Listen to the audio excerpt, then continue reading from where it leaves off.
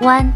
Loosen the screws to remove the wires of heating tube and then remove the heating tube. 2. Loosen the screws to remove the upper half of the mold. A total of 4 screws need to be loosened.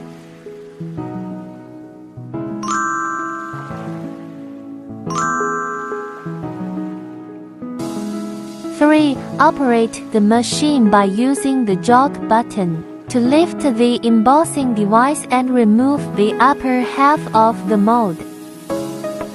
4. Loosen the screws and remove the other half of the embossing mold. There are also 4 screws.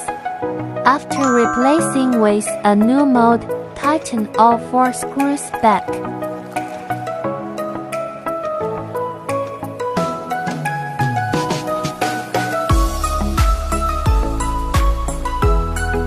At last, place the heating tube back onto upper half of the mold.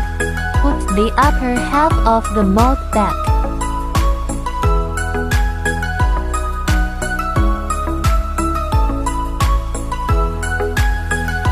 Put the heating tube wire back and tighten the connecting screws back.